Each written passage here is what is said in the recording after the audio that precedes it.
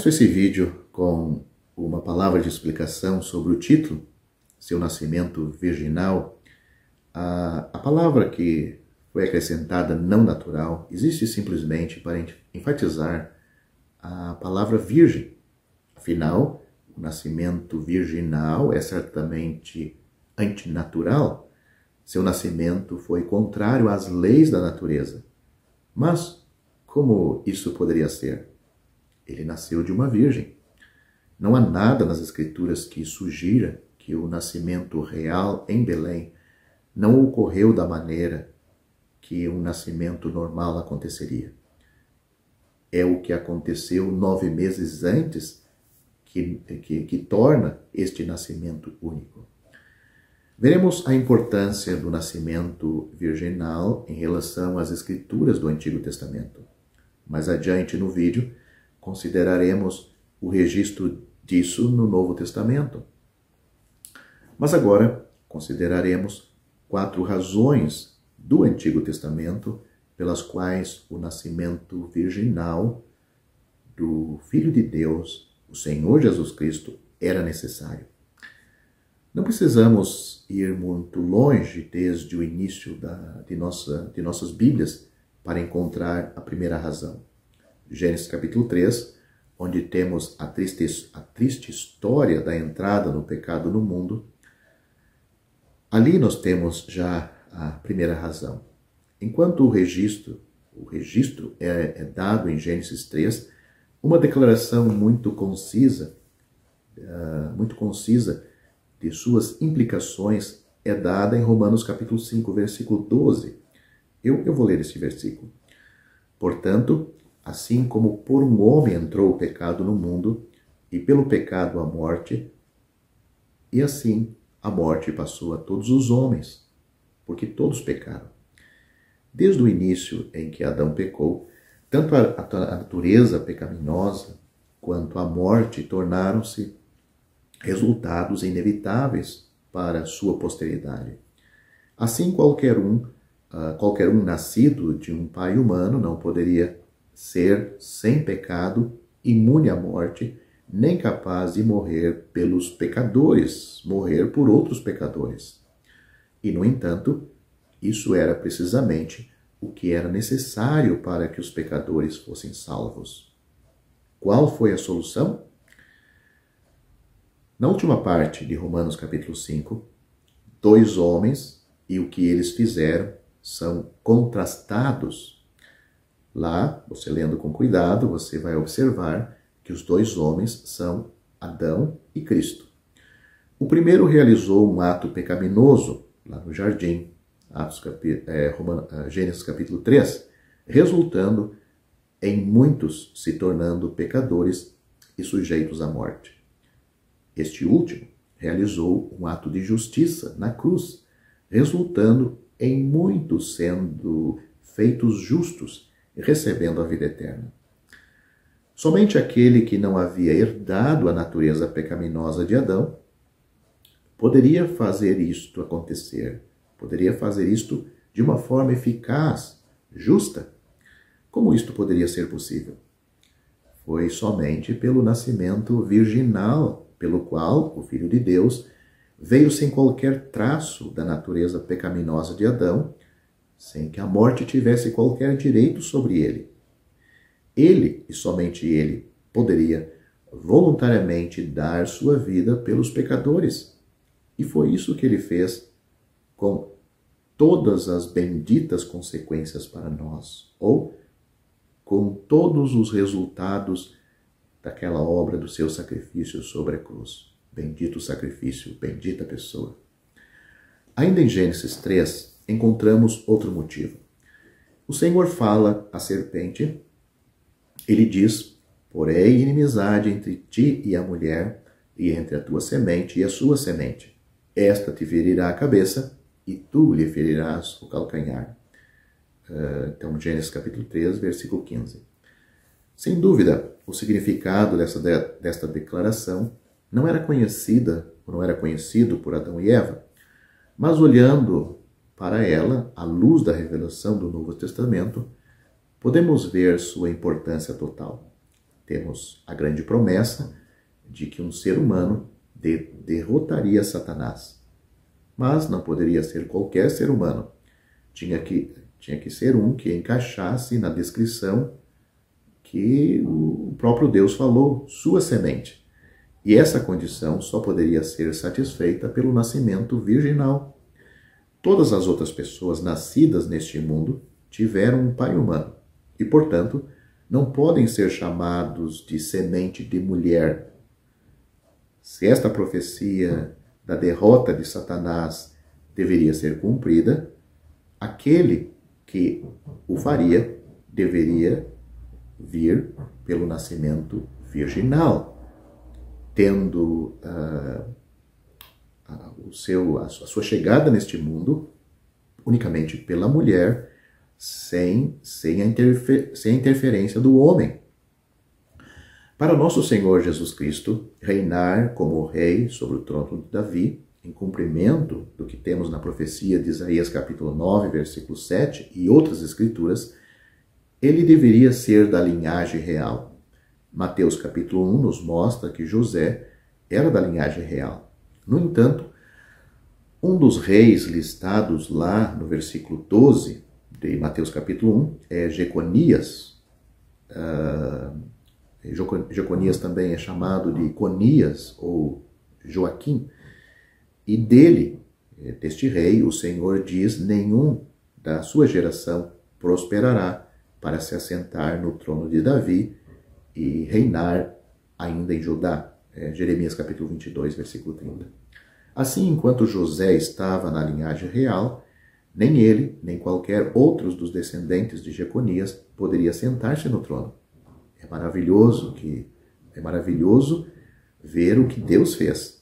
José tomou Maria como sua esposa, aceitando a responsabilidade por seu filho, e assim, legalmente, o Senhor Jesus herdou os direitos ao trono de Davi.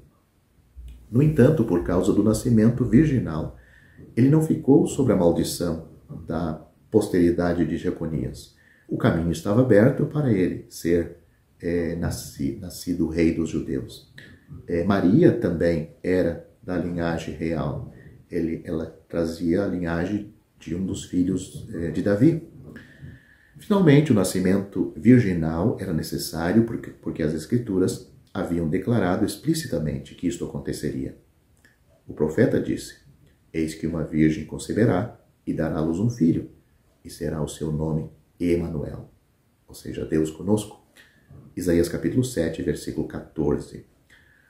Havia circunstâncias particulares naquela época com as quais essa profecia se relacionava, mas, como é o caso de muitas profecias do Antigo Testamento, o cumprimento temporário e parcial pronunciava uma realização muito maior e mais completa da profecia. Que isso é assim, aqui, é informado pelo fato de que é citado em Mateus, capítulo 1, versículos 22 e 23. Paulo disse: ora, tudo isso foi feito. Vamos citar Mateus primeiro. Ora, tudo isso foi feito para que se cumprisse o que foi dito do Senhor pelo profeta, que disse: conceberá e dará à luz um filho, e chamar-lhe-ão o nome de Emanuel, que traduzido é Deus conosco. Deus havia dito que aconteceria, e assim, como todas as suas promessas, devia acontecer, realmente aconteceu. Assim, para que um sem pecado pudesse morrer pelos pecadores, e que uma pessoa poderia ter vitória sobre Satanás, que alguém da linhagem real poderia reinar no trono de Davi, e que as Escrituras pudessem ser cumpridas, o nascimento virginal era uma necessidade absoluta. O fato de o Senhor Jesus Cristo ter nascido de uma virgem está registrado em apenas por 2 evangelistas, Mateus capítulo 1 e Lucas capítulo 1. Mas é declarado inequivocamente em ambos, não nos deixando dúvida quanto à sua realidade. Considere as palavras finais do capítulo 1 de Mateus. E José não a conheceu até que ele deu à luz seu filho primogênito, e ele chamou seu nome Jesus, versículo 25. O nascimento virginal era uma necessidade absoluta. Sem ela, simplesmente, não há salvação para ninguém. Portanto, não é surpreendente que, com exceção da ressurreição, provavelmente não haja nenhum evento associado à vida do Senhor aqui na Terra que tenha sido mais fortemente negado pelos oponentes do Evangelho. Veremos 3 ataques feitos à doutrina do nascimento virginal, ataques contra os quais devemos estar em guarda, saber o que responder quando somos confrontados com estes erros e ter apoio da palavra de Deus para dizer a verdade para aqueles que têm esses pensamentos e ensinam estes erros. Em primeiro lugar, temos a negação plena do nascimento virginal. Negam plenamente que o Senhor Jesus nasceu de uma virgem. Esta é a visão esmagadora nos dias atuais de incredulidade. Em uma sociedade que presta homenagem ao naturalismo, a linha padrão dos que pensam assim pode ser resumida nas seguintes palavras: isso é impossível. É contrário a todas as leis da ciência. Uma mulher não pode ter um filho sem o envolvimento de um pai humano. O registro da Bíblia é a prova da credulidade daqueles povos primitivos. E se você acredita nisso, você é tão ingênuo quanto eles. É isto que a modernidade pensa. Ao que respondemos que sim, o nascimento virginal é contrário às leis científicas. De fato, é um milagre, que é o que era. Por definição, contrário ao curso normal dos eventos e, portanto, fora do domínio da ciência. E o Deus que fez tudo, isto e sustenta e tudo levará ao seu objetivo desejado, é perfeitamente capaz de fazer algo contrário ao normal, à natureza. E é o que ele tem feito. Quanto à alegação de que os envolvidos com esses eventos momentosos eram crédulos, o registro na Bíblia mostra que isto estava longe de ser o caso. Quando Maria foi informada pelo anjo que ela conceberia e daria à luz um filho, ela perguntou: como será isto, visto que não conheço varão? Lucas capítulo 1, versículo 34. Aqui ficam as palavras não de um candidato crédulo a ser enganado, mas de uma jovem que sabia muito bem da impossibilidade de tal acontecimento. E no que dizia respeito a José, quando ele soube que Maria estava grávida, sua resolução de repudiá-la mostrou que ele conhecia muito bem as implicações de sua condição, de um ponto de vista da perspectiva natural. Isso está em Mateus capítulo 1, versículo 19. Tanto para Maria quanto para José, foi somente quando o anjo explicou claramente a realidade do caso, que era do Espírito Santo, que eles perceberam que não estavam olhando para o curso normal das coisas, mas para uma obra divina, e prontamente creram na palavra de Deus e se submeteram a ela. Leia Lucas capítulo 1, versículo 32 e Mateus capítulo 1, versículo 20. Isso é o que devemos reconhecer também. As palavras de Gabriel, o anjo Gabriel a Maria, são tão pertinentes para nós como foram para ela.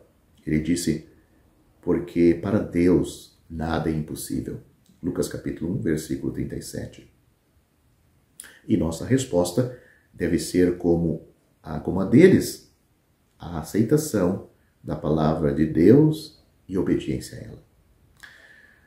Outro ataque à verdade desse grande evento vem do acréscimo à palavra de Deus pelos sistemas religiosos que buscam embelezar os fatos com a introdução de doutrinas que não têm qualquer fundamento nas Escrituras. 2 deles que me vêm à mente neste momento é o ensinamento de que Maria foi concebida sem pecado, chamada a Imaculada Conceição, e a outra é que permaneceu virgem por toda a vida, que seria a virgindade perpétua de Maria. Ambos os dogmas podem ser prontamente refutados pelos próprios registros bíblicos. Maria se refere a Deus meu Salvador, Lucas capítulo 1, versículo 47, mostrando que ela era uma pecadora, necessitada de um Salvador. E Mateus registra que José não a conheceu até que ela deu à luz seu filho primogênito. Mateus capítulo 1, versículo 25, claramente implicando que ela não permaneceu virgem depois que o Senhor Jesus nasceu. Mencionamos essas coisas não para criar controvérsias, mas simplesmente para nos lembrar de um princípio importante: basear tudo o que cremos somente na palavra de Deus. Devemos evitar tirar o que a Bíblia diz ou acrescentar o que ela não diz. Muito das doutrinas erradas que surgem no mundo, que existe até os nossos dias e persistem até os nossos dias, foi feito uma dessas coisas. Tirar, dizer o que a Bíblia não diz, ou acrescentar algo que a Bíblia não diz também. Há um terceiro erro feito à doutrina, ou contra a doutrina do nascimento virginal, que talvez é ainda mais perigoso que os dois anteriores, pois é mais sutil. Trata-se de tentativas de investigar o que estava envolvido no nascimento virginal. É uma coisa perigosa tentar cavar nas Escrituras além do que nos é revelado. E nos salvaríamos de muitos problemas se ficássemos com as palavras que as Escrituras usam, em vez de analisar o que ela não diz. O assunto diante de nós ilustra isto, talvez melhor do que qualquer outro. Os avanços modernos no estudo e na compreensão da biologia humana e da genética em particular levaram alguns a tentar especular sobre o que aconteceu. Muitas vezes, aqueles que o fazem são bem intencionados e ficariam horrorizados se lhes dissessem que estão errados, mas eles estão. Este é um assunto que devemos abordar com a maior reverência, e qualquer tentativa de tentar explicá-lo é intrometer-se além de onde Deus nos tem permitido ir. Fazendo isto, muitos se desviam da verdade, colocando em dúvida as Escrituras. Quando se coloca em dúvida uma parte das Escrituras, automaticamente todo o restante da Bíblia ela se perde. Na verdade, podemos ser involuntariamente culpados de profanação ao tentar fazer tais coisas. Contentemo-nos com as sublimes palavras de Gabriel a Maria: descerá sobre ti o Espírito Santo, e o poder do Altíssimo te cobrirá com a sua sombra. Por isso também o santo que de ti há de nascer será chamado Filho de Deus. Lucas capítulo 1, versículo 35. Isto é até onde nos é permitido ir, e não nos aventuramos mais longe, a ir mais longe. Acreditamos alegremente e nos curvamos em adoração no que temos claramente registrado na bendita palavra de Deus. Finalizo este vídeo destacando 6 pontos pelos quais a vinda de nosso Senhor Jesus Cristo foi diferente de qualquer outra pessoa. Por isto, da sua necessidade de ter um nascimento virginal não natural. Cada um de nós veio à existência no momento da concepção. Isto não foi assim para Cristo. Como já vimos, ele é eterno, ele nunca teve um começo. Para todos nós, nossa experiência neste mundo estava totalmente fora de nosso controle. Tornamo-nos parte da raça humana involuntariamente. foi completamente diferente para o nosso Senhor Jesus Cristo. Hebreus capítulo 2, versículo 14, resume isto sucintamente. Note o que é dito.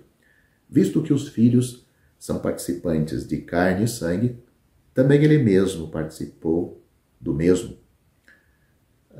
Nós nos tornamos participantes de carne e sangue, não de nosso próprio conhecimento ou escolha. Ele, Cristo, consciente e voluntariamente participou do mesmo. Havia pessoas cujos nascimentos foram preditos, como Isaque, Sansão e João Batista, mas nenhum de seus casos pode ser comparado com a quantidade ou variedade das profecias feitas sobre o nascimento do Senhor Jesus, nem com a extensão de tempo entre a realização das profecias e seu cumprimento. Já vimos as profecias do Antigo Testamento sobre o nascimento virginal, mas há muitos outros a respeito de sua vinda. Por exemplo, onde ele nasceria foi predito em Malaquias capítulo 5, versículo 2, escrito cerca de 700 anos antes do evento. É dito, eu que serei o governante em Israel. E há tantas outras profecias sobre o seu nascimento. Como sabemos muito bem, cada um de nós, descendentes de Adão, nasce com uma natureza pecaminosa. Quão diferente é para o Senhor Jesus Cristo, nascido de uma virgem, como já vimos.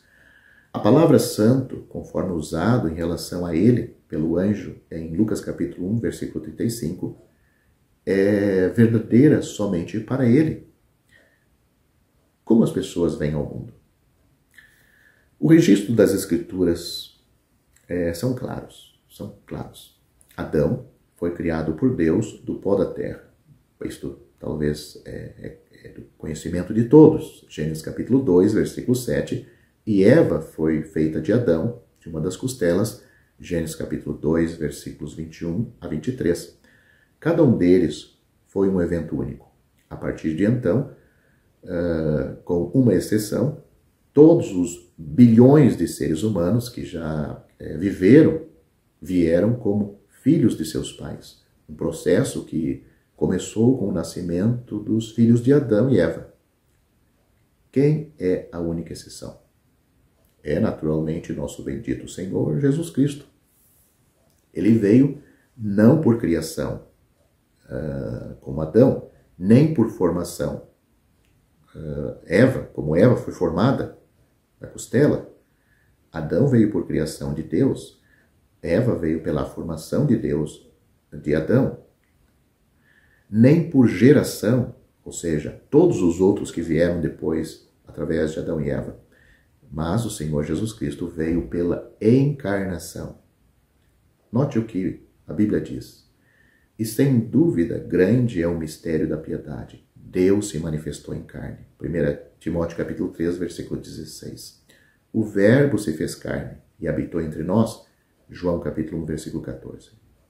Há registro nas Escrituras de pessoas cujo propósito de nascimento foi claramente declarado, às vezes até antes de nascerem. João Batista é um dos exemplos evidentes do que foi dito antes de seu nascimento. Temos isso em Lucas capítulo 1, versículo 16 e 17, e logo depois do seu nascimento, em Lucas capítulo 76 a 79.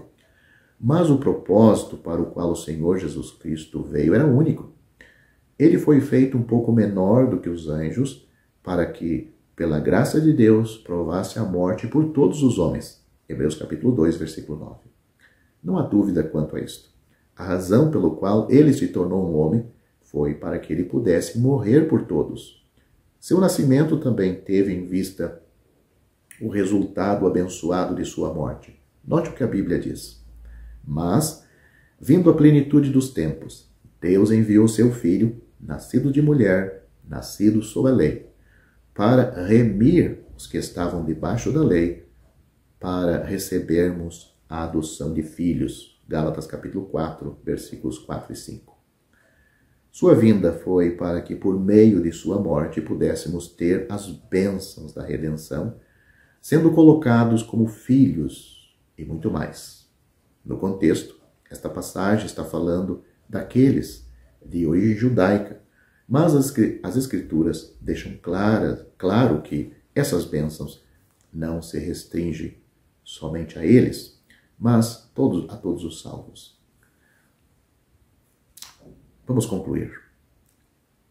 O nascimento de Cristo não foi apenas em vista do que ele já fez por nós, mas do que ele continua a fazer no presente. A Bíblia diz que ele é fiel sumo sacerdote nas coisas pertencentes a Deus. Hebreus capítulo 2, versículo 17. Veja também o capítulo 4, versículo 15, que também liga sua aptidão para o sacerdócio com sua experiência de humanidade. Para que ele pudesse ser nosso grande sumo sacerdote, era necessário que ele se tornasse um homem.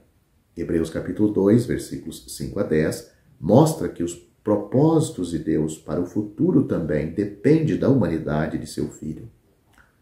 A era vindoura não deve estar sujeita a anjos, mas a um homem. E há apenas um homem que pode cumprir isto, nosso Senhor Jesus Cristo.